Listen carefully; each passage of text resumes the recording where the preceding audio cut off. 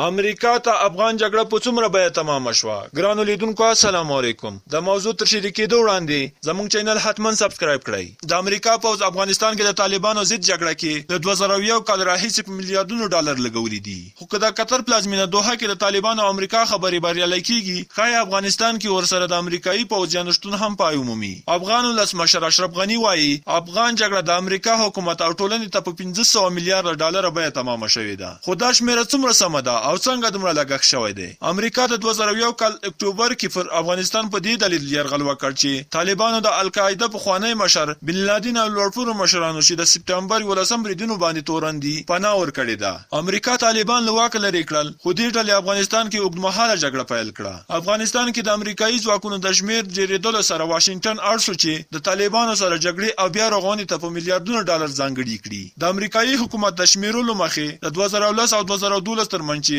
دغه هیواد افغانستان کې له 1 لک ډیر سرتیري لرل د کال لګښت 100 میلیارډ ډالر ته رسید. خو امریکایي پوځ له عملیاتو په ځای د افغان پوځ پر روزلو بوخت شو، لګښت هم کم شو او د 2014 او 2018 کلونو ترمنځ لګښت هم تر 40 میلیارډ ډالر راټیټ شو. د روان کال لګښت هم 18 میلیارډ ډالر اټکل شوی دی. خو د امریکایي دفاع وزارت وایي دوی د 2001 کال اکتوبر د 2019 کال تر مارچ پورې 280 میلیارډ ډالر لګولای دی. دا شمیره تر هغه ډیر دی چې افغان حکومت یې وایي. مګر د امریکا د برن پوهنتون څېړنه وایي په افغانستان کې د لګښت په حق له د امریکا رسمي شمیره له اصلي شمیره ډیر کم ښودل شوی دی. څېړنه کې ویل شوي دي پیسو کې له جګړې د ستنو امریکایي پوځیانو لګښت د جګړې اړوند نور حکومتي ادارو کې لګېدلې پیسې او د جګړې لپاره د پور پیسو سود هم شامل نه دی. دا څېړنه ښیي چې له نورو لګښتونو سره د جګړې ټول لګښت 1 تریلیون ته رسیږي. دا پیسې چیرته ولګول شوې؟ د پیسو ډیره برخه د وسلوالو ضد عملیات او د پوځیانو په خوړو، جامو، روغتیايي چارو، تنخواه او نورو شیانو لګول شوي دي. چارواکي وایي له دې پیسو 1.3 میلیارډ ډالر چې د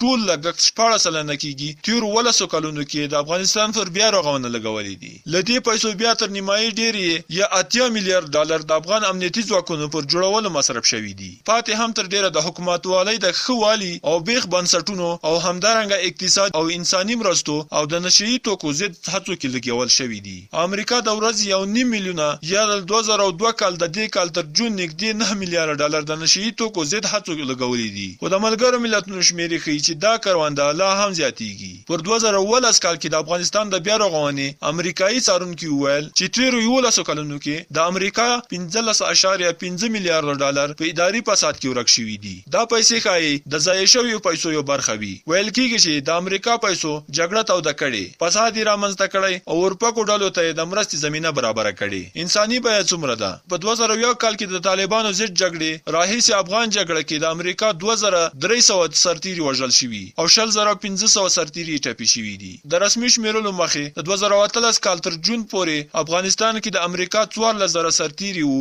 خو نور 11000 ولسي امریکایي هم د قراردادیانو په ډول کار کوي. خو د امریکایانو مرګ ژوبله له افغان حکومت، له افغان ځواکونو او ولس خورا کمه ده. خو ولسمشر غني سږ ویل چې پر 2014 کال د ده له واکمنېدو راهیسې له 15,000 ډیر افغان سرتیري وژل شوي دي. د غني څرګندونې ښیښونکې وي ځکه امریکا او افغان حکومتونو تر ډیره د افغانانو مرګ ژوبلې شمیره نه خپروله. خو بیا هم راپورټونه وایي وروستیو کلونو کې د افغان پوځ د مرګ شمیره خورا ډیر دی او د ورځې له 150 تر 40 اټکل شوی دی. ملګري ملتونو وایي دې جګړې کې له 2000 ډیر افغان وژل شوي دي او تر 70,000 ټپي شوي او دا مرګ ژوبله له 2009 کال راهیسې په ریکارډ ډول زیاته شوې ده. تاسې د دې موضوع په هکله څه نظر لرئ؟ خپل نظرونه په کمنټ کې را سره شریک کړئ. که ویډیو مو خوښه شوې وي لایک یې کړئ. د نورو ویډیوګانو لپاره زموږ چینل حتما سبسکرایب کړئ. تر بلې ویډیو په پاکه مهربانه خدای سپارم. د الله په امان.